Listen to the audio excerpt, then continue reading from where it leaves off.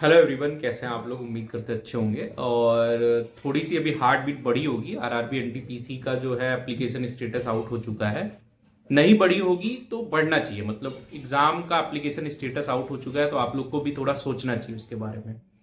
मैंने एक बहुत पहले वीडियो बनाई थी, लगभग 15-20 दिन से ज़्यादा पहले हो गए, वीडियो आप देख सकते हो। उसमें मैंने उसी टाइम आपको एग्जाम डेट के बारे में थोड़ी सी जानकारी दी थी। बल्कि उसमें कुछ लोगों ने बोला भी था, सर ऐसे नहीं हो सकता है। ठीक है। तो मैं आपको बस यही कहूंगा कि आपने सीजीएल भी दे लिया है अभी, जो एसएससी की प्रिपरेशन कर रहे होंगे, और एसएससी वाले रेलवे देते हैं। और जो स्पेसिफिकली रेलवे की तैयारी कर रहे होंगे उनके लिए भी एक सुनहरा मौका है, क्योंकि देखो ग्रुप डी का भी फॉर्म जो अभी 21 तारीख से भरा जाना था, थोड़ा सा विलंब हो रहा है। लेकिन एक के बाद एक रेलवे की डेट जो है आई है, और अगर आप कंटिन्यूअसली मेहनत करते रहेंगे तो आपका सिलेक्शन पक्का हो जाएगा। बस थोड़ा स्मार्ट तरीके से सिर्फ आपको पढ़ना पड़ेगा। सबसे ज्यादा जो प्रॉब्लम बच्चों को होती है वो जीएस में होती है। जीएस में मैं हमेशा बताता हूं, टाइम आपको पर्टिकुलर उतना ही देना है जितना आप उसमें डिफाइन करो। ठीक है, क्योंकि उसमें आप बहुत ज्यादा टाइम दे रहे हो तब भी आपकी ये प्रॉब्लम है, उससे आपके मार्क्स नहीं बढ़ सकते हैं। ठीक है।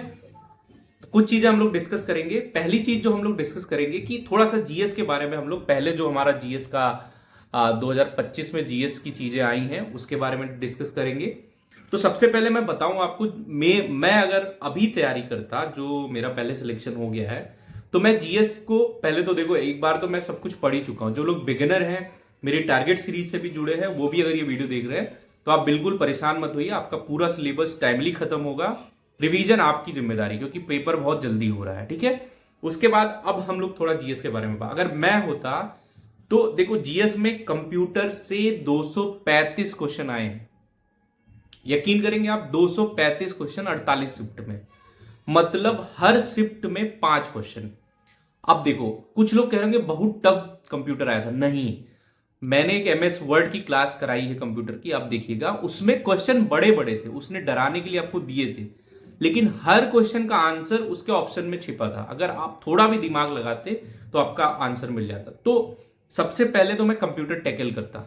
ठीक है, क्योंकि मैंने हिस्ट्री ज्योग्राफी पहले से थोड़ी बहुत पढ़ रखी है, उसको करता, लेकिन सबसे पहले मैं कंप्यूटर टैकल करता। उसके बाद मैं पॉलिटी खत्म करता, जो छोटे छोटे चीज है जिसमें मुझे ज्यादा कॉन्फिडेंस आ सकता है।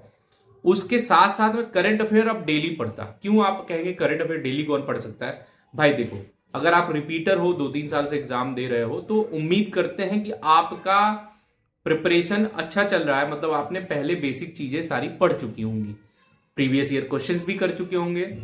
अभी आपको 2025 का हो सकता है क्वेश्चन ना करे हो आप, उसको भी करना चाहिए। लेकिन अब जो प्रायोरिटी आपको देनी चाहिए ऐसे सब्जेक्ट और ऐसे टॉपिक पे जहां से आप मार्क चुरा सको, गेन कर सको। ठीक है। तो कंप्यूटर पढ़ना बहुत जरूरी है। कंप्यूटर की क्लासेस मैं भी ले रहा हूं, 3 क्लासेस हमारी हो चुकी है और बहुत फ्रूटफुल रिजल्ट है उसका, बहुत ही मतलब संतोषजनक रिजल्ट है। तो कंप्यूटर आपको पढ़ना जरूरी है, और करंट अफेयर को डेली पढ़िए। मैं तो भाई डेली पढ़ता था करंट अफेयर, आपको बता रहा हूं। जब मेरा एक ऐसा समय आया था जब मेरे सारे प्री एग्जाम निकल रहे थे, तो मैं करंट अफेयर डेली पढ़ता था, क्योंकि मुझे मार्क्स उसमें अपने गेन करने, कोई 5 कर रहा है तो मुझे 6-7 करने होते हैं सिलेक्शन लेने के लिए। हिस्ट्री से 270 क्वेश्चन आया था, इससे भी लगभग 6 से 7 क्वेश्चन हर शिफ्ट में आ रहा था। अब आप सोचो, हिस्ट्री में आपको मिडिवल हिस्ट्री, मॉडर्न हिस्ट्री और एंशियंट हिस्ट्री 3 चीजें पढ़नी है, तब आप 6-7 क्वेश्चन बना सकते हो। कंप्यूटर में गिना चुना 8-9 टॉपिक है जो आपको पढ़ना है, और क्वेश्चन जितने ज्यादा आप प्रैक्टिस करोगे उतने मार्क्स आपके मिलेंगे। ठीक है। उसके बाद करंट अफेयर से सबसे ज्यादा क्वेश्चन, 271 क्वेश्चन करंट अफेयर से आया था। अगर आपने साइंस अभी नहीं पढ़ा है तो उसको छोड़ दो, लेकिन करंट अफेयर से 271 क्वेश्चन आया था। तो करंट अफेयर को बहुत अच्छे से फोकस करना है आपको। उसके लिए भी इंपॉर्टेंट टॉपिक्स मैंने बताए हैं, करंट अफेयर की भी वीडियो एक लाए हैं हम लोग। उसके साथ साथ ज्योग्राफी 201, और जो है ऐसे ही आपकी पॉलिटी 242 क्वेश्चन आई थी। तो कुल मिला के ओवरऑल देखिए तो क्वेश्चन बहुत अच्छे बटे थे, मतलब हर सब्जेक्ट से क्वेश्चन आए थे, ऐसा नहीं था किसी एक सब्जेक्ट से।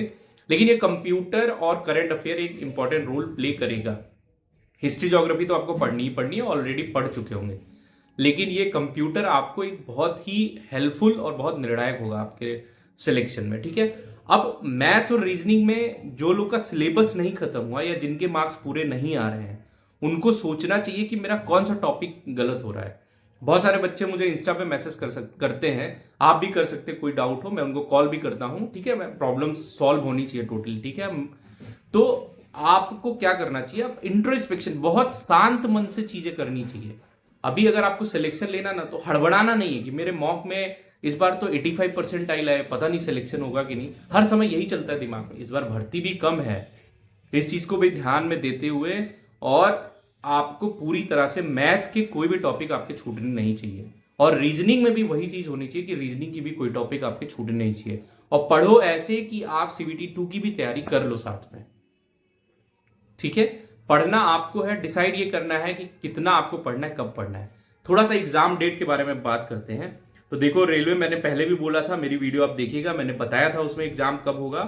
फिर मैं वही चीज कहूंगा, 2025 की अगर वैकेंसियों के बारे में बात करें तो सबसे पहले जो 2024 के ऑलमोस्ट सभी एग्जाम के वैकेंसी के एग्जाम हो गए हैं, ग्रुप डी के चल रहे हैं जो अगले महीने खत्म हो जाएंगे। तो अगर 25 की वैकेंसी की बात करें तो एक वैकेंसी आई थी RRB सेक्शन कंट्रोलर, ठीक है, जिसका एग्जाम निर्धारित हो चुका है 11 और 12 फरवरी, ठीक है। दूसरी भर्ती अगर आप देखेंगे तो RRB ALP, जिसमें 9,970 पद हैं, उनको भी तैयार हो जाना चाहिए। उनकी भी एग्जाम डेट 16, 17, 18 फरवरी आ गई है। तो मतलब 11, 12 फरवरी, 16, 17, 18 फरवरी को एग्जाम डेट आ चुकी है। फिर उसके बाद अगर जेई की बात करेंगे, फिर RRB जेई की भर्ती 19, 20 फरवरी को है और 3 मार्च को उसका एग्जाम है।